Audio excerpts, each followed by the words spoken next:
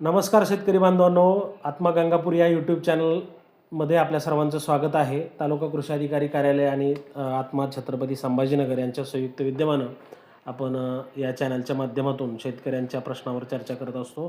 त्यांना त्यांच्या विषयांना त्यांच्या शेतीला व्यासपीठ उपलब्ध करून देण्याचा हा छोटासा प्रयत्न आहे. आज आपण PM किसान सन्मान निधीच्या बाबतीमध्ये काही चर्चा केली. तर आता एक लाईव्ह आम्ही इथं व्हिडिओ बनवत असतानाच एक शेतकरी आलेले आहेत. तर त्यांचा आपण लाईव्ह एक्सपिरियन्स आपण पाहणार आहोत आज. नमस्कार. नमस्कार. तुमचं नाव आणि गाव सांगा. प्रभाकर अदाने, राहणार वैराग. तुम्ही काय समस्या घेऊन ऑफिसला आलेला आहात? PM किसान नोंदणीसाठी नवीन नोंदणीकरसाठी यायला होतो आणि साहेबांना मी भेटलो. नमस्कार, मी प्रभाकर आदाने यांचं सातबारा आणि फेर चेक करून ते पात्र होता की नाही होता, ते होत असेल तर काय प्रोसेस राहील, अर्ज दाखवा त्यांचा पहिल्यांदा. आणि होत असेल तर काय प्रोसेस राहील, आणि पात्र नसेल होत तर का नाही होत त्याचं कारण सांगतोय. ठीक आहे. प्रभाकर आदाने आहे, यांचं गाव वैरागड आहे, ते तालुका गंगापूर, जिल्हा संभाजीनगर. यांचं GR नुसार त्यांचा फेर आहे 1607.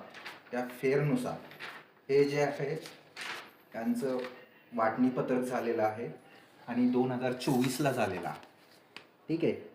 तो आपला जो GR आहे त्या GRच्या हिशोबाने हे पात्र होत नाही आहे सध्या, कारण त्यांचं वाटणी पत्रक झालेलं आहे 2024ला झालेलं आहे आणि आपला GR सांगतो की जर वाटणी, खरेदी किंवा हक्क सोड हे जर 4 पत्रकं झालेले असतील तर हे पाहिजे 1 फेब्रुवारी 2019च्या पूर्वीचे झालेले पाहिजे, तरच तो व्यक्ती पात्र होतो किंवा तो लाभधारक PM किसानचा लाभ घेऊ शकतो. ठीक आहे.